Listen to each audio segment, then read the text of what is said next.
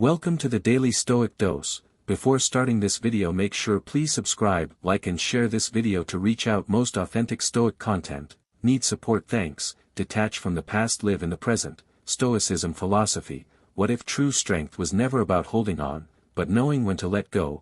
What if the highest form of control was not dominance, but the freedom to walk away?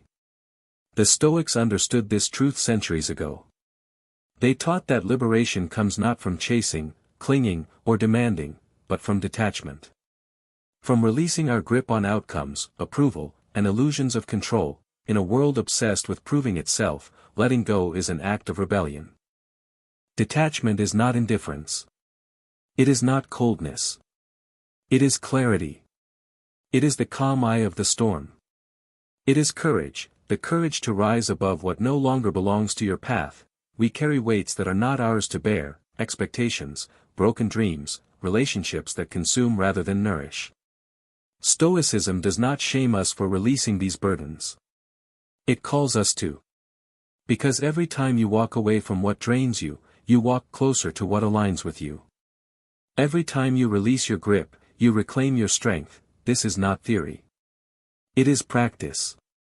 A way of life. A discipline of choosing values over attachments, and in the next moments, we'll explore how to train this power, how to detach with dignity. To step back not with resentment, but with peace. Chapter 1, Define what is truly yours. One of the simplest yet most profound Stoic lessons is this: some things are within your control. And others never will be. Epictetus said it plainly: some things are up to us, some are not. Your thoughts. Yours, your choices. Yours, your effort. Yours, but the reactions of others, the outcomes of your labor, the applause of the crowd, these were never yours to command. Most of our suffering comes from forgetting this boundary. We try to own what isn't ours. Someone else's love. A result we can't guarantee. An opinion we'll never tame.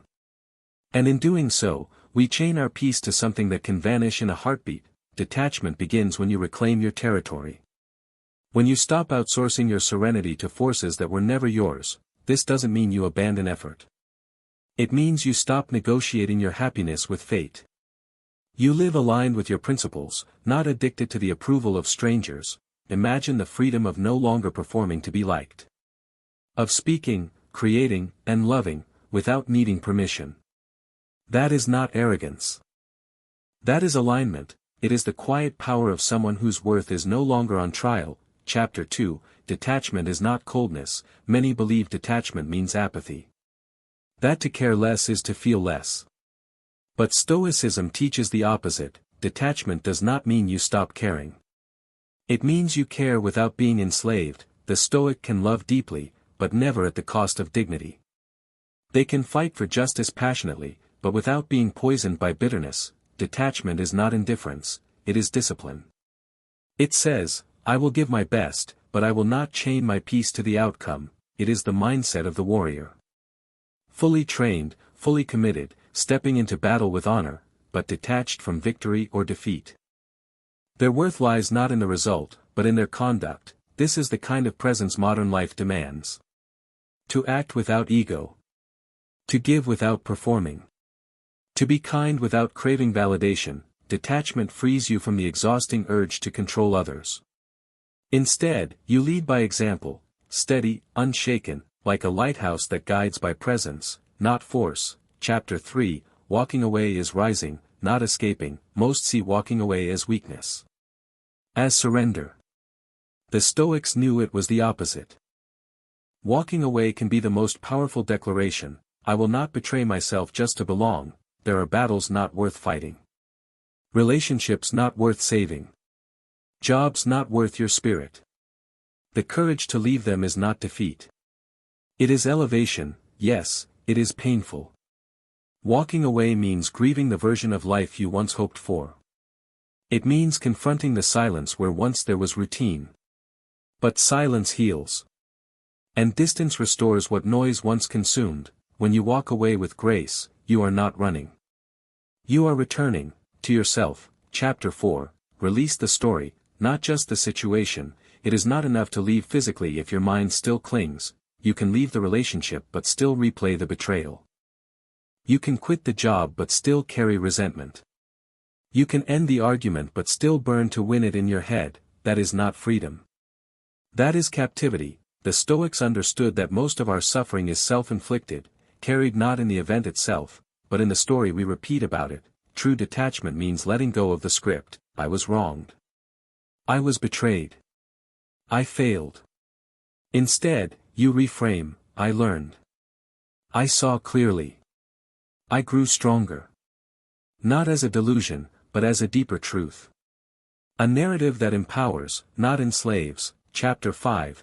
Protect your energy like sacred fire. To the Stoics, time was life's most precious currency. And energy was not to be wasted, yet how often do we pour ourselves into gossip?